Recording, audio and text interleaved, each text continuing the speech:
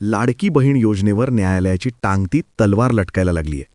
गुरुवारी मुंबई उच्च न्यायालयानं राज्य सरकारला दणका देत पैसे नसतील तर ही योजना बंद करून टाका असा दम दिलाय. त्यामुळे आता या योजनेचं भविष्य काय असे प्रश्न विचारले जात आहेत. तर ही योजना उच्च न्यायालय बंद करणार का अशा चर्चाही सुरू झाल्यात. नक्की घडलंय काय? लाडकी बहीण योजनेवर उच्च न्यायालयानं काय टीका केलीय? न्यायालयाने ही योजना बंद करा असं का म्हटलंय? त्यामुळे आता लाडकी बहीण योजनेचं भविष्य काय असेल? या सगळ्या प्रश्नांची उत्तरं या व्हिडिओच्या माध्यमातून जाणून घेऊ. नमस्कार, मी अजित पालव. आता सगळ्यात आधी हा विषय उच्च न्यायालयात कसा गेला ते आपण पाहू. गायत्री पानवार या मुंबई महानगरपालिकेच्या शिक्षण विभागातून निवृत्त झालेल्या महिला कर्मचारी, त्यांनी मुंबई उच्च न्यायालयात एक रीट याचिका दाखल केली. पानवार यांचं म्हणणं होतं की त्यांना निवृत्तीनंतर अजूनही पेन्शन, ग्रॅज्युइटी आणि इतर हक्कांचा लाभ मिळाला नाही. मला 7वा वेतन आयोग अजूनही लागू झालेला नाही असं त्यांचं म्हटलं होतं. पानवार यांनी ज्येष्ठ वकील मिरर देसाई आणि ॲडव्होकेट ऋषिका अग्रवाल यांच्यामार्फत उच्च न्यायालयात याचिका दाखल केली होती.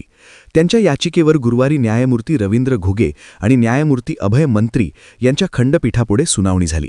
या सुनावणीदरम्यान न्यायालयानं मुंबई महानगरपालिकेला चांगलंच धारेवर धरलं. यावेळी न्यायालयानं लाडकी बहीण योजनेचा मुद्दा उपस्थित केला. आता न्यायालयानं सुनावणीदरम्यान नेमकं काय म्हटलंय? मुंबई महापालिकेनं मागच्या सुनावणीवेळी हमी दिली होती की याचिकाकर्त्या गायत्री पानवार यांची थकीत बिलं 30 एप्रिलपूर्वी देऊ. तसंच त्यांना 6व्या वेतन आयोगाच्या शिफारशीनुसार मे महिन्यापासून नियमित पेन्शन दिली जाईल. पण न्यायालयानं पानवार यांना 7व्या वेतन आयोगाच्या शिफारशीनुसार लाभ का दिले नाहीत असा सवाल उपस्थित केला. या प्रश्नावर समाधानकारक उत्तर मिळालं नाही, ज्यामुळे न्यायालय चांगलंच संतापलं. खरं तर महापालिकेच्या वकिलांचं म्हणणं होतं की 7व्या वेतन आयोगानुसार लाभ देण्यासाठी सरकारकडूनच पैसे मिळाले नाहीत, म्हणून सरकारला या याचिकेत प्रतिवादी करण्यात यावं. यावर उच्च न्यायालयानं थेट लाडकी बहीण योजनेच्या खर्चावर बोट ठेवलं. या योजनेवर 40,000 कोटींपेक्षा जास्त खर्च केला जातोय. सरकारकडे पैसे नाहीत तर लाडकी बहीण योजनाच थांबवली पाहिजे असं मुंबई उच्च न्यायालयानं सांगितलं. या सुनावणीदरम्यान मुंबई उच्च न्यायालयानं अत्यंत कठोर शब्दात आपला संताप व्यक्त केला. न्यायालयानं महापालिकेला धारेवर धरताना म्हटलं की आता 8व्या वेतन आयोगाच्या शिफारशींची वेळ आलीय, तरीही तुम्ही 7वा वेतन आयोगच लागू करत नाही. न्यायालयाचा संताप एवढ्यावरच थांबला नाही, तर जर तिजोरीत पैसे नसतील तर पालिकेच्या कार्यालयातल्या टेबल खुर्च्या आणि एसी विका, वाटल्यास महानगरपालिका आयुक्तांच्या आणि इतर अधिकाऱ्यांच्या आलिशान गाळ्या विका, पण कर्मचाऱ्यांचं निवृत्ती वेतन तातडीने द्या. हा कर्मचाऱ्यांचा हक्क असून त्यांना यापासून वंचित ठेवता येणार नाही, असे आदेश न्यायालयाने दिलेत. सुनावणीदरम्यान उच्च न्यायालयानं मुंबई महापालिकेच्या दुटप्पी भूमिकेवरही प्रश्न उपस्थित केले. अतिरिक्त आयुक्तांना वेतन मिळतं, मग शिक्षकांना का नाही? पालिकेच्या वरिष्ठ अधिकाऱ्यांना सर्व लाभ मिळतात, पण ज्या शिक्षकांनी आयुष्यभर काम केलं त्यांच्यासाठी पैसे का नाहीत? यावर न्यायालयानं आश्चर्य व्यक्त केलं. मुंबई उच्च न्यायालयानं पालिका प्रशासनाला आदेश दिला आहे की याचिकाकर्त्या पानवार यांची ग्रॅज्युइटी रक्कम ज्या दिवसापासून थकीत आहे त्या दिवसापासून वार्षिक 10% व्याजासह रक्कम त्यांना द्या.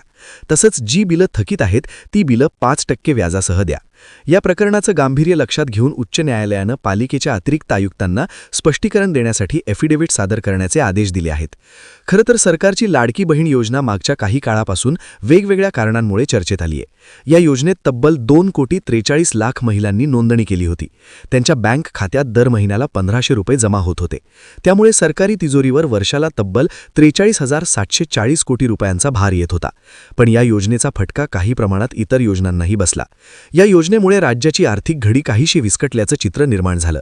अनेक शासकीय कर्मचारी आणि महिलांच्या नावे काही पुरुषसुद्धा या योजनेचा लाभ घेत आहेत असं समोर आलं. शिवाय या योजनेची पात्रता पूर्ण न करणाऱ्या आणि श्रीमंत घरातल्या महिलासुद्धा योजनेचा लाभ घेत होत्या. त्यामुळे अशा अपात्र महिला शोधण्याची मोहीम सरकारच्या महिला व बालकल्याण विभागानं राबवली. यासाठी सरकारनं ई-केवायसी करण्याचा निर्णय घेतला. आता ई-केवायसी नंतर एकूण 71 लाख लाडक्या बहिणी अपात्र ठरल्या आहेत. त्यामुळे या योजनेवरती अनेक प्रश्न उभे राहत आहेत. त्यातच आता मुंबई उच्च न्यायालयानं तिजोरीत पैसे नसतील तर थेट ही योजना बंद करा असं म्हटल्यानं या योजनेच्या भविष्यावरती सवाल उपस्थित होतोय. आता यामुळे लाडकी बहीण योजना बंद होऊ शकते का, हा प्रश्न उपस्थित होतो आहे. पण खरंच असं होऊ शकतं का, हे जाणून घेणंही तितकंच महत्त्वाचं आहे. तर साधारणपणे एखादी योजना सुरू करणं हा सरकारचा धोरणात्मक निर्णय असतो. न्यायालय सहसा त्यात हस्तक्षेप करत नाही. पण जर ती योजना संविधानाच्या विरोधात असेल, ती कायदेशीर प्रक्रियेचं उल्लंघन करत असेल किंवा मनमानी पद्धतीनं राबवली जात असेल तर मात्र न्यायालय त्यात हस्तक्षेप करू शकतं. जर या योजनेमुळे राज्याची तिजोरी रिकामी होत असेल आणि त्यामुळे राज्याच्या इतर मूलभूत गरजा पूर्ण करणं शक्य होत नसेल तर न्यायालय सरकारला जाब विचारू शकतं. जर न्यायालयात एखादी जनहित याचिका दाखल झाली आणि त्याद्वारे हे सिद्ध झालं की या योजनेमुळे यामुळे राज्याचं मोठं आर्थिक नुकसान होत आहे, तर मात्र न्यायालय ही योजना रद्द करू शकतं किंवा तिला स्थगिती देऊ शकतं. पण आत्ता जी न्यायालयात सुनावणी झाली ती या योजनेसंदर्भातली नव्हती. न्यायालयानं दुसऱ्या याचिकेवर सुनावणी घेताना लाडकी बहीण योजनेवरती फक्त आपलं मत व्यक्त केलं. त्यामुळे सध्या तरी ही योजना बंद होण्याच्या मार्गावर नाही. तसं पाहिलं तर लाडकी बहीण योजनेविरोधात याआधीही न्यायालयात याचिका दाखल झाल्या. मुंबई उच्च न्यायालयाच्या मुख्य खंडपीठानं ऑगस्ट 2024मध्ये नवीद मुल्ला यांनी दाखल केलेली एक याचिका फेटाळून टाकली होती. त्यावेळी न्यायालयानं एखादी योजना कशी राबवायची हा सरकारचा धोरणात्मक निर्णय आहे. जोपर्यंत मूलभूत अधिकारांचं उल्लंघन होत नाही तोपर्यंत न्यायालय त्यात हस्तक्षेप करणार नाही असं मत व्यक्त केलं होतं. ऑक्टोबर 2024मध्ये सामाजिक कार्यकर्ते अनिल वडप्पल्लीवार यांनी दाखल केलेल्या याचिकेवर नागपूर खंडपीठानं राज्य सरकारला नोटीस बजावून उत्तर मागितलं होतं. त्यावर सरकारनं एफिडेव्हिट सादर करून या योजनेचं समर्थन केलं होतं. पण आता मुंबई उच्च न्यायालयानं योजनेवर अत्यंत कठोर शब्दात टीका केली आहे. या योजनेमुळे जर कर्मचाऱ्यांचं पेन्शनच थकत असेल तर ही योजना बंद करण्यात यावी असं निरीक्षण न्यायालयानं नोंदवलंय. त्यामुळे आता ही योजना पुन्हा एकदा वादात सापडलीय. कमेंट करून अवश्य सांगा. धन्यवाद.